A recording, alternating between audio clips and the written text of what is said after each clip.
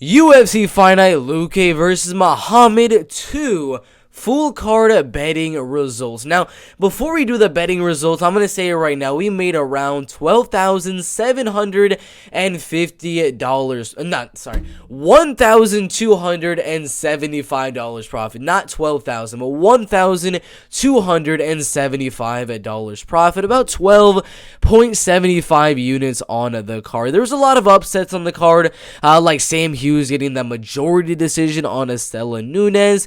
Javier Garcia, I mean, that wasn't really an upset, but he got a good win there. We saw Andre Fialho knock out Miguel Baeza. A lot of really good wins here. Haley Alateng getting a first-round knockout. Very close decision for Jordan Levitt. Technical decision for Martin Madej. Submission from Javier Garcia. Drakkar Klose going out there knocking out Brandon Jenkins. Paney winning a decision. Devin Clark knocking out William Knight in the third round. Munir Lazez getting a decision. Sabatini decision. Bueno Silva decision. Baralho for the, I believe it's the second technical decision of the night, and then Bilal Muhammad with a unanimous decision. So those are the actual just straight up results for the entire card, but we need to look up all of the betting results as well, because it was absolutely insane. We're going to look at the money line ones first. The first one we did, not a good one, half a unit on Kevin Kroon plus 158. He got starched, got knocked out in the first round, so we lost that bet pretty obviously. After that one, we did a quarter unit on Jordan Levitt by submission prop plus 380. We lost that one, but we did win a 1 unit bet on Jordan Levitt at plus 110, so made up for that. After those two fights, we didn't do anything for Sam Hughes and Estela Nunes. So for Martin Madej and Chris Barnett, we had a lot of bets on this one. 4.1 units on Martin Madej at minus 205. That profited a 2 units. Very lucky though, because if you watch that fight back, it could have been a DQ win for Chris Barnett. There was a shot to the back of the head in that third round. I'm very lucky they decided to actually make it one of those technical decisions. So I ended up still getting the win for Martin Madej money line. We also had a 0.2 unit bet on Martin Madej decision. Everyone thought I was crazy, except for maybe 1 or 2 of you guys, and we did 0.2, so about $20 on Martin Madej, winning that fight by a decision, and technically it cashed the bet, because he won by a unanimous technical decision. So somehow, we cashed that plus 650 prop. We also did 2.44 units on Martin Madej versus Chris Barnett, just straight up starts round 2, and it obviously started round 2, so we did a cash on that one as well. So Martin Madej, this fight cashed me about 4, maybe even 5 units. So Martin Madej made me a lot of money on that card. For the parlays, we also had Martin Madej in our parlay at minus 225. For Javier Garcia, Jesse Ronson, we didn't do anything with that. It was too unpredictable of a fight. I mean, Jesse Ronson taking a really big layoff.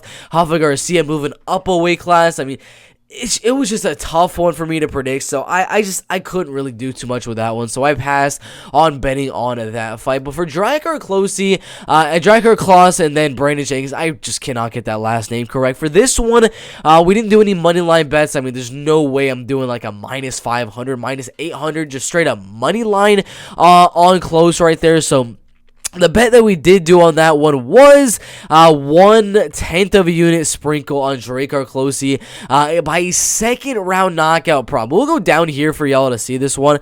It was about 4 hours ago on the members only tab. We did 1/10 of a unit sprinkle on Drakkar Klose, second round knockout prop plus 600 on Bet Online. I said I have a feeling given the layoff, he will start to slow down and feel himself more in the second and get the finish. So that was a crazy Mystic Mac prediction, as he did end up getting the second round knockout, only 30 seconds into there, and honestly could have easily got that knockout in the first round. So we did cash on that bet, profiting about 0.6 units, so it was a little profit there, but we did make a little bit more on the half unit bet on Drakkar Klose, just straight up by knockout, plus 200 on a bet online. So good profit on that bet right there. Not to mention, close was also in my parlay with Martin Buday, like we mentioned earlier, and then Drake are close, as well as 2 other fighters. After that one was Penny Kianzad and Lena Landsberg. Didn't really want to do too much here. I mean, I was thinking about doing a decision prop on her to actually win the fight for Penny Kianzad to get the decision, but I didn't feel like it was going to be worth it. So the only thing I really did here was a very, very small quarter unit bet on Penny Kianzad, Lena Landsberg, under 2.5 rounds. It was about to hit, honestly, in that second round, as they were just throwing bombs in that second round. There was almost a finish. I mean, they were cutting each other up. So yeah, I just put a little sprinkle there, but I did lose at that bet. Devin Clark and William Knight, yeah, no money lines for that one. Did do a prop bet on quarter unit on William Knight by a decision at plus 450. Did lose that bet right there, but again, it's only quarter units. Not really the most amount of money I'm losing on that one. But Munir Lazzez, Andre Lusa, I did make a decent amount on that one. I did lose a half unit on Andre Lusa money line at plus 154, but I did make a lot of it back with 1.8 units on Andre Lusa versus Munir Lazzez over 2.5 rounds at minus 180, and then 1.44 units on Andre Lusa and Munir Lazzez goes to a decision at minus 144 on FanDuel. So that was about a 2-unit bet, 2-unit win right there in both of those ones, as well as the half-unit loss, about 1.5 units profit for that fight. Then Pat Sabatini, TJ Laramie. We didn't do any money line bets for that one. Did do a small half-unit bet on Pat Sabatini's submission. That one did lose, but we did have Pat Sabatini in our parlay at minus 365, so it made up for it a little bit. Meyer Bueno Silva, Yan and Wu, again, no money line bets, no prop bets for that one. Just her in my parlay with Drake are close, Pat Sabatini and Martin Buday. That one was 2 units to win. It was about like 3.6 units, something like that. It wasn't really 4 units. It was a little bit less than that one, but we did cash on our parlay. Then we had Andre Fialho versus Miguel Baeza. Didn't do any money line bets, but sadly, I did do a prop bet on that one. I had half a unit on Miguel Baeza versus Andre Fialho goes to a decision, and obviously Andre Fialho went out there and knocked him out easily in that first round, so we did lose at that bet. After that, we had 1 unit on Kyle Baralho plus 120 on Bet Online. We did make 1.2 units on that one. Then we had a really good bet, a quarter unit bet on Kyle Baralho by a decision prop plus 420 on FanDuel. So that was a pretty good bet there, as he did get the win by a technical decision. So we did cash and make about like 1.05 units on that, and then 1.2 units on the money line for Kyle Baralho. Then for Bilal Muhammad and Vicente Luque, we lost a little bit there. Didn't do too much, but we won 1 unit on Vicente Luque. Bilal Muhammad just starts around 3, so we won 1 unit there. We lost about 3/4 of a unit on Vicente Luque by knockout. Was very close to actually getting that knockout in, I believe it was the 3rd round, but he didn't get it. And then we had 1.6 units on Vicente Luque. So our winning bets: Jordan Levitt, the money line; Martin Buday, money line; Kyle Baralho, money line; Martin Buday, decision prop; Martin Buday, Chris Barnett starts round 2; Drake are close by knockout prop.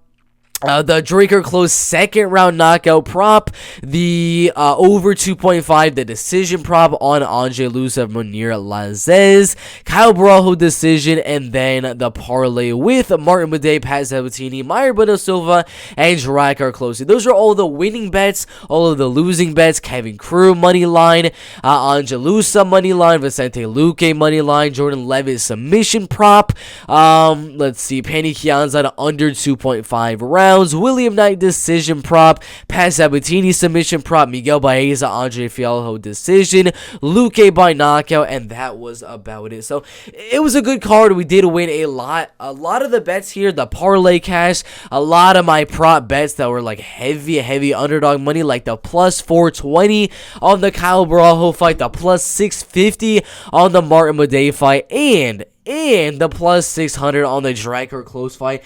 A lot of big underdog wins for our prop bets that did cash in. We went pretty even on the money lines, but it really helped that we got the 4.1 unit big bet on Martin Day. Was very scared watching that back of the head strike in that fight though, but it was a solid card. A lot of good fighters, a lot of good prospects on the card, like Pat Sabatini, like Andre Fialho, like Kyle Baralho, like Bilal Muhammad, if you can call him a prospect anymore, like Martin Day, Jordan Levitt. A lot of these guys I can definitely see making it a good career here inside of the UFC. But that was a very solid card, except for I banned those tired. I'm not sure how to say the name. Aside from Vicente Luque in the main event, it was overall a very solid card. Our parlay cashed, most of our money lines cashed, and most of our props cashed as well, for a profit of 12.75 units in